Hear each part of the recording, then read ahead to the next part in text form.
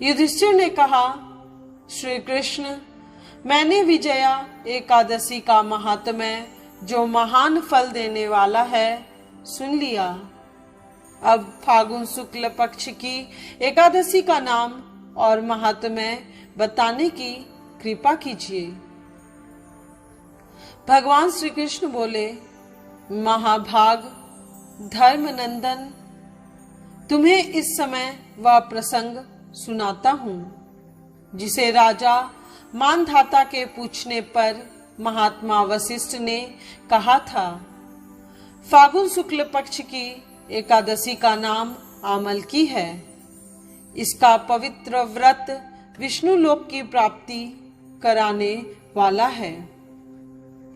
मानधाता ने पूछा, द्विज श्रेष्ठ, यह आमलकी कब उत्पन्न हुई, मुझे बताइए।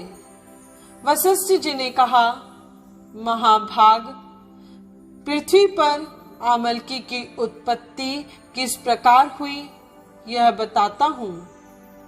आमलकी महान वृक्ष है जो सब पापों का नाश करने वाला है। भगवान विष्णु के थूकने पर उनके मुख से चंद्रमा के समान कांतिमान एक बिंदु प्रकट हुआ। वह बिंदु पृथ्वी पर गिरा। उसी से आमलकी का महान वृक्ष उत्पन्न हुआ। यह सभी वृक्षों का आदिभूत कहलाता है। इसी समय समस्त प्रजा की सृष्टि करने के लिए भगवान ने ब्रह्मा जी को उत्पन्न किया। उन्हीं से इन प्रजाओं की सृष्टि हुई है। देवता, दानव, गंधर्व, यक्ष, राक्षस, नाग तथा निर्मल अंतकरण वाले महर्षियों को ब्रह्मा जी ने जन्म दिया। उनमें से देवता और ऋषि उस स्थान पर आए जहां विष्णु प्रिया आमलकी का वृक्ष था। महाभाग, उसे देखकर देवताओं को बड़ा विस्मय हुआ।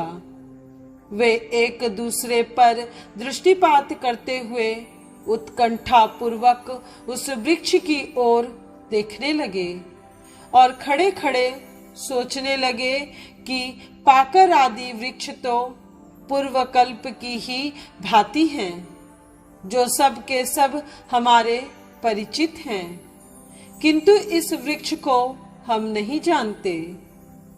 उन्हें इस प्रकार चिंता करते देख आकाशवाणी हुई, महर्षियों, यह सर्वश्रेष्ठ आमलकी का वृक्ष है जो विष्णु को प्रिय है। इसके स्मरण मात्र से गौदान का फल मिलता है। स्पर्श करने से इससे दुना और फल भक्षण करने से 3 गुना पुण्य प्राप्त होता है। इसलिए सदा प्रयत्न पूर्वक आमलकी का सेवन करना चाहिए। यह सब पापों को हरने वाला वैष्णव वृक्ष बताया गया है। इसके मूल में विष्णु, उसके ऊपर ब्रह्मा, स्कंध में परमेश्वर, भगवान रुद्र, शाखाओं में मुनि, टहनियों में देवता, पत्तों में वसु, फूलों में मरुदगण तथा फलों में समस्त प्रजापति वास करते हैं। आमलकी सर्वदेवमयी बताई गई है। अतः विष्णु भक्त पुरुषों के लिए यह परम पूज्य है। ऋषि बोले, अव्यक्त स्वरूप से बोलने वाले महापुरुष, हम लोग आपको क्या समझे? आप कौन हैं? देवता हैं या कोई और? हमें ठीक ठीक बताइए। आकाशवाणी हुई, जो संपूर्ण भूतों के कर्ता और समस्त भुवनों के स्रष्टा हैं, जिन्हें विद्वान पुरुष भी कठिनता से देख पाते हैं, वही सनातन विष्णु मैं हूँ। देवादिदेव भगवान विष्णु का कथन सुनकर उन ब्रह्म कुमार महर्षियों के नेत्र आश्चर्य से चकित हो उठे। उन्हें बड़ा विस्मय हुआ। वे आदि अंत रहित भगवान की स्तुति करने लगे।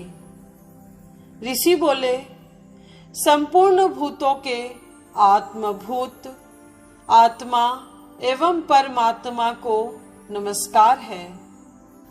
अपनी महिमा से कभी च्युत न होने वाले अच्युत को नित्य प्रणाम है।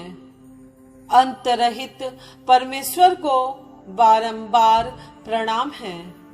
दामोदर कवि और यज्ञेश्वर को नमस्कार है। मायापते आपको प्रणाम है। आप विश्व के स्वामी हैं, आपको नमस्कार है। ऋषियों के इस प्रकार स्तुति करने पर भगवान श्री हरि संतुष्ट हुए और बोले, महर्षियों, तुम्हें कौन सा अभीष्ट वरदान दूं? ऋषि बोले, भगवान, यदि आप संतुष्ट हैं तो हम लोगों के हित के लिए कोई ऐसा व्रत बतलाइए जो स्वर्ग और मोक्ष रूपी फल प्रदान करने वाला हो। श्री विष्णु बोले, महर्षियों, फागुन शुक्ल पक्ष में यदि पुष्य नक्षत्र से युक्त द्वादशी हो तो वह महान पुण्य देने वाली और बड़े बड़े पातकों का नाश करने वाली होती है। द्विजवरो, उसमें जो विशेष कर्तव्य है उसको सुनो। आमल की एकादशी में आंवले के वृक्ष के पास जाकर वहां रात्रि में जागरण करना चाहिए।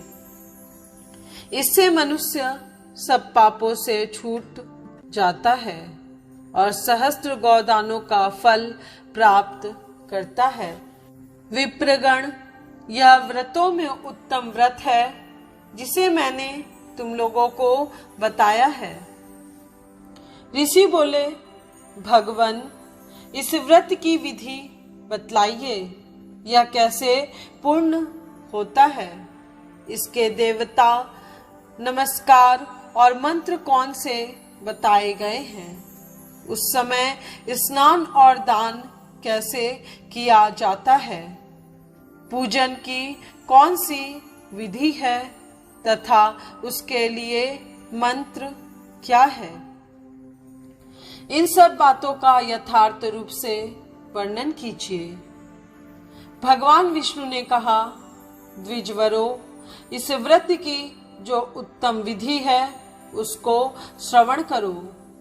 एकादशी को प्रातः काल दंत धावन करके यह संकल्प करे कि हे पुंडरीकाक्ष, हे अच्युत, मैं एकादशी को निराहार रहकर दूसरे दिन भोजन करूंगा। आप मुझे शरण में रखें। ऐसा नियम लेने के बाद पतित, चोर, पाखंडी, दुराचारी, मर्यादा भंग करने वाले तथा गुरु पत्नीगामी मनुष्यों से वार्तालाप न करे। अपने मन को वश में रखते हुए नदी में, पोखरे में, कुएं पर अथवा घर में ही स्नान करें। स्नान के पहले शरीर में मिट्टी लगाएं। मृतिका लगाने का मंत्र, वसुंधरे, तुम्हारे ऊपर अश्व और रथ चला करते हैं तथा वामन अवतार के समय भगवान विष्णु ने भी तुम्हें अपने पैरों से नापा था। मृतिके, मैंने करोड़ों जन्मों में जो पाप किए हैं, मेरे उन सब पापों को हर लो। स्नान मंत्र। जल की अधिष्ठात्री देवी मातः, तुम संपूर्ण भूतों के लिए जीवन हो। वही जीवन जो स्वेदज और उद्भिज जाति के जीवों का भी रक्षक है। तुम रसों की स्वामिनी हो, तुम्हें नमस्कार है। आज मैं संपूर्ण तीर्थों, कुंडों, झरनों, नदियों और देव संबंधी सरोवरों में स्नान कर चुका। मेरा यह स्नान उक्त सभी स्नानों का फल देने वाला हो। विद्वान पुरुष को चाहिए कि वह परशुराम जी की सोने की प्रतिमा बनवाए। प्रतिमा अपनी शक्ति और धन के अनुसार 1 या आधे माह से सुवर्ण की होनी चाहिए। स्नान के पश्चात घर आकर पूजा और हवन करें। इसके बाद सब प्रकार की सामग्री लेकर आंवले के वृक्ष के पास जाएं। वहां वृक्ष के चारों ओर की जमीन झाड़ बुहार लीप पोत कर शुद्ध करें। शुद्ध की हुई भूमि में मंत्र पाठ पूर्वक जल से भरे हुए नवीन कलश की स्थापना करें। कलश में पंचरत्न और दिव्य गंध आदि छोड़ दें। श्वेत चंदन से उसको चर्चित करें। कंठ में फूल की माला पहनाएं। सब प्रकार के धूप की सुगंध फैलाएं। जलते हुए दीपकों की श्रेणी सजाकर रखें। तात्पर्य यह कि सब ओर से सुंदर एवं मनोहर दृश्य उपस्थित करें। पूजा के लिए नवीन छाता, जूता, वस्त्र भी मंगाकर रखें।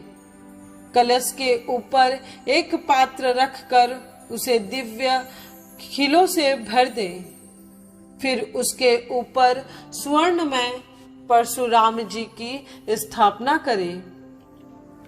विशुकाय नमः कहकर उनके चरणों की, विश्वरूपिणे नमः से दोनों घुटनों की, उग्राय नमः से जांघों की, दामोदराय नमः से कटी भाग की, पद्मनाभाय नमः से उदर की, श्रीवत्सधारिणे नमः से वक्ष स्थल की, चक्रणे नमः से बाईं बाह की, गदिने नमः से दाहिनी बाह की, वैकुंठाय नमः से कंठ की, यज्ञ मुखाय नमः से मुख की, विशोक निधये नमः से नासिका की, वासुदेवाय नमः से नेत्रों की, वामनाय नमः से भी ललाट की, सर्वात्मने नमः से संपूर्ण अंगों तथा मस्तक की पूजा करें। यही पूजा के मंत्र हैं। तदनंतर भक्ति युक्त चित्त से शुद्ध फल के द्वारा देवादि देव परशुराम जी को अर्घ्य प्रदान करें। अर्घ्य का मंत्र इस प्रकार है।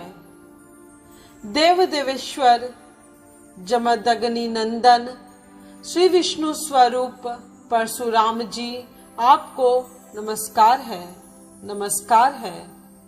आंवले के फल के साथ दिया हुआ मेरा यह अर्घ्य ग्रहण कीजिए।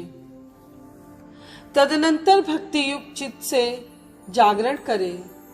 नृत्य, संगीत, वाद्य, धार्मिक उपाख्यान तथा श्री विष्णु संबंधनी कथा वार्ता आदि के द्वारा वह रात्रि व्यतीत करे। उसके बाद भगवान विष्णु का नाम ले लेकर आमल की वृक्ष की परिक्रमा 108 या 28 बार करें। फिर सवेरा होने पर श्री हरि की आरती करें।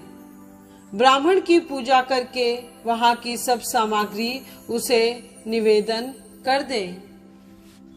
परशुराम जी का कलश, 2 वस्त्र, जूता आदि सभी वस्तुएं दान कर दें और यह भावना करें कि परशुराम जी के स्वरूप में भगवान विष्णु मुझ पर प्रसन्न हो।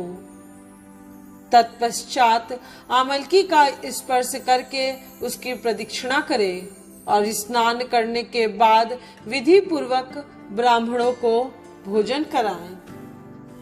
तदनंतर कुटुंबियों के साथ बैठकर स्वयं भी भोजन करें। ऐसा करने से जो पुण्य होता है वह सब बतलाता हूँ।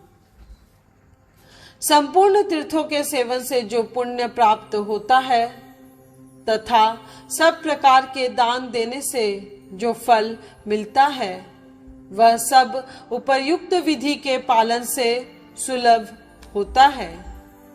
समस्त योगों की अपेक्षा भी अधिक फल मिलता है, इसमें जरा भी संदेह नहीं है।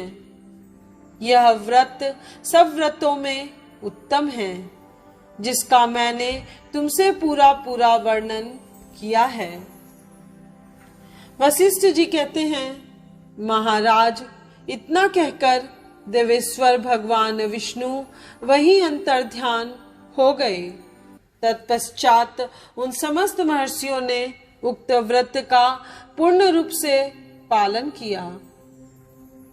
नृपश्रेष्ठ, इसी प्रकार तुम्हें भी इस व्रत का अनुष्ठान करना चाहिए।